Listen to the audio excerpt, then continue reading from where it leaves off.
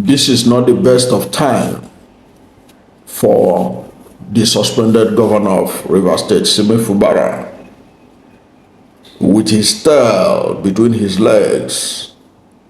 He has been forced by the Nigerian factor to go and beg Nyesom Wike, the Minister of the Federal Capital Territory, Abuja,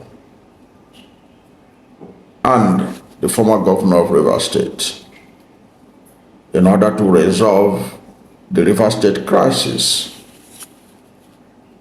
and the lifting of the state of emergency imposed on the state by President Bola Ahmed Tinubu, who suspended him illegally from office, including his deputy, Professor Godfather, and the State House of Assembly. I know from my understanding of what played out, it must have been one of the most difficult decisions for Fubara to take. And I was made to understand that he had to take this decision even without selling some people, because it was so hard to do. You can understand with Simi Fubara. He fought very hard to liberate Rivers State from the stranglehold of one man and the institution of the state did not help matters. All his efforts were thwarted by the Supreme Court of the Federal Republic of Nigeria. And he had no choice. With the Supreme Court on the side of Nyesom Wike in their ruling, this federal government under President Bola Ahmed Tinubu on the side of Nyesom Wike, Fubara has been left between a rock and a hard place. Unless he wants to resign, he is literally left with no option than to eat the humble pie. It's a very sad commentary on our democracy. It is a very sad commentary on our institutions. And for him to be able to do that, to reach out to Nyesom Wike, it has now been revealed that there was people that brokered the meeting. But that meeting couldn't have been brokered without Fubara reaching out. And who did Fubara reach out to? From the information we are now getting, he had to reach out to those who are in the APC, the ruling party, so that he can be able to make amends with Nyesom Wike. According to the report, the 3 APC leaders brokered the meeting between Fubara and Nyesom Wike. That was their first meeting since the declaration of the state of emergency in Rivers State. And the people that brokered that meeting were said to include the governor of Ebonyi State, Francis Nwifuru, the governor of Ogun State, Dapo Abiodun, and the former governor of Ogun State, Olusegun Oshoba. They were said to be the 3 people that led Fubara to Nyesom Wike's home in Abuja to find a solution to the crisis in Rivers State. And seeing that all these 3 people are APC leaders in their own right, little wonder there had been speculation that Fubara may soon join APC. whether he joined APC or not. He's already boxed in a corner. Not because Fubara has failed. Fubara did not fail. Fubara fought like a man.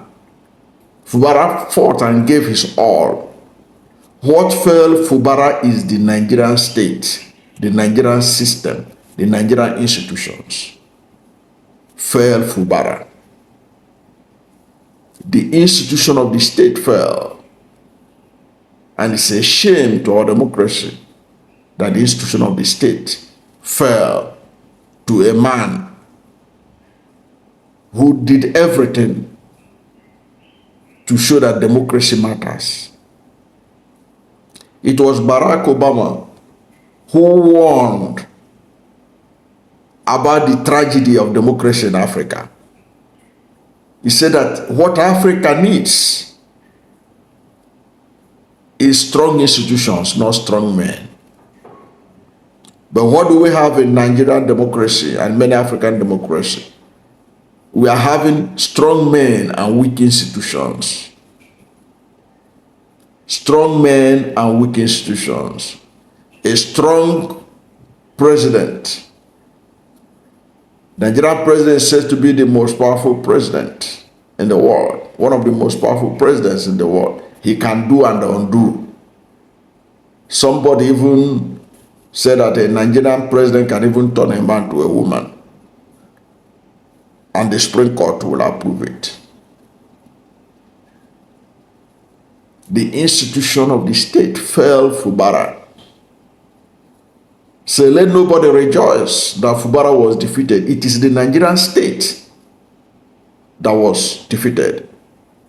Let nobody rejoice that he has humiliated Fubara. It is the Nigerian state that has been humiliated in what is happening and has happened to Fubara. Let nobody think he is a great strategist. He has been able to dismantle Fubara. No. You have been able to dismantle the Nigerian institution, making a joke out of it. That is what is playing out. So Fubara has to, on a bended knee, I can perceive, I can imagine what happened. I can imagine what happened. The person that narrated the story of how these three people and Fubara went to Nyesom Wike's house in Abuja said that Fubara walked straight to the living room because he understands the geography of Wike's house since he had always been there. But I can imagine how difficult it was, how humbling it was for Fubara to kowtow to Nyesom Wike, because Fubara fought like a man. He put everything. The so-called structure that Nyesom Wike was insisting was his own. Fubara dismantled it, following the due process, conducted election, full in line with the guidance of the Supreme Court that every state must conduct local government election. He did everything, despite every effort to frustrate Fubara. He did everything in line with the Constitution, in line with the Supreme Court. The same Supreme Court failed him. The same Supreme Court that said that no state shall get allocation unless they conduct local government election. They failed him. It is not Fubara that has been humiliated by what is unfolding. Even the Supreme Court has humiliated itself. And all those other state institutions that didn't rule in favor of protection of our democracy, protection of Fubara, in his effort to disentangle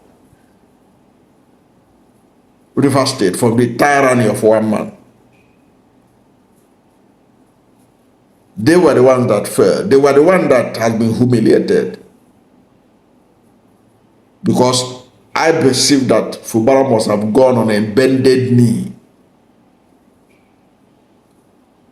to ask for peace. It ought not to be like that. The Supreme Court, the Nigerian state, ought to have protected democracy, ought to have protected Fubara. But what did they do? They handed Fubara over to be swallowed. And we think this will bode well for Nigeria. Those who support what is happening to Fubara, they can go ahead and celebrate. But what they are celebrating is fighting victory. They are celebrating a democracy that is dying. That is my understanding of what has played out. As Fubara went on bended knee to ask for peace. He never wanted to do that. If he had wanted to ask for peace, Fubara would have made all the effort he made to conduct that local government election, to distance himself from Nyesom Wike, to ensure that the budgets of Rivers State was passed, even if it is by four lawmakers. He wouldn't have gone to that length. He fought like a man. But Nigeria happened to Fubara. Fubara is a classic example also of when Nigeria happened to a Nigerian. And from Fubara, you can see that Nigeria can happen to anyone, including a sitting governor. That is how terrible Nigeria has descended as a democracy. It can happen to anyone.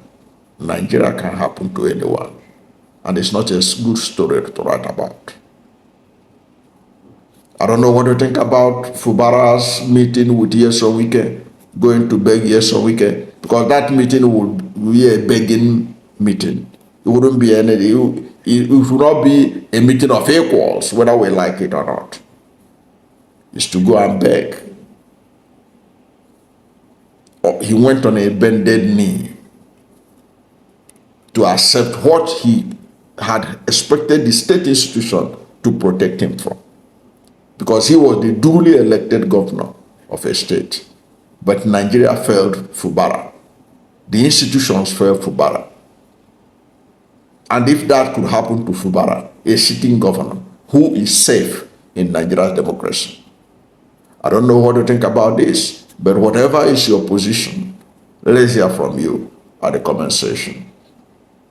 Thank you for watching this video. And if you are new to my channel, you have not yet subscribed to my channel, please subscribe to my channel, hit the subscription button, hit the notification bell. When you subscribe to my channel and hit the notification bell, anytime I have a new video, you'll be among the first to know. God bless you. And please don't forget to like this video, because when you like it, God will rank it high and recommend it for more people. Thank you, and God bless you and yours.